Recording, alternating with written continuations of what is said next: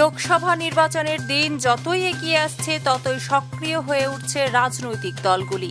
জোর কদমে চলছে প্রচার। আসন্ন লোকসভা নির্বাচনকে সামনে রেখে সোমবার হাবড়া পল্লীমঙ্গল সেবা সমিতিতে জনসভা করলেন শুভেন্দু অধিকারী। ভারতীয় জনতা পার্টির প্রার্থীদের নিয়ে যথেষ্ট আশাবাদী শুভেন্দু বাবু, এমনটাই আভাস পাওয়া গেল তার বক্তব্যে। মমতা ব্যানার্জি অপরাধেও নয়, মমতা ব্যানার্জির যখন রাজনৈতিক সূর্য মধ্যগগনে, তখন আপনাদের আত্মীয় শুভেন্দু অধিকারী তাকে 1956 ভোটে হারিয়েছে। লক্ষ্যে যদি অবিচল থাকা যায়, একাগ্রতা যদি ঠিক থাকে এবং আমরা যদি সবাই মিলে একা নয় একসঙ্গে কাজ করতে পারি, তাহলে 65,000 রিজার্ভ ভোট থাকা সত্ত্বেও মমতা ব্যানার্জি হারে।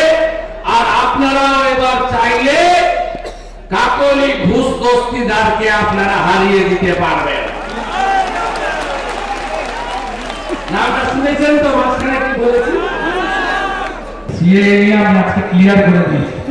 এখানে ধর্মের কপি আমি দেখিয়ে দিয়েছি, একদম পরিষ্কার।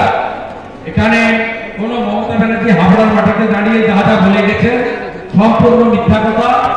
আমি আপনাকে এই যে এলিজিবিলিটি সার্টিফিকেট এবং পুরো এই যে 13C আপনার অ্যানেক্সার 3 শিডিউল 1C একদম পরিষ্কার কথা বলে গেছে যে লাস্ট লাইনটা আমি পড়ে দিচ্ছি, and eligibility certificate from a locally reputed community institution is enclosed.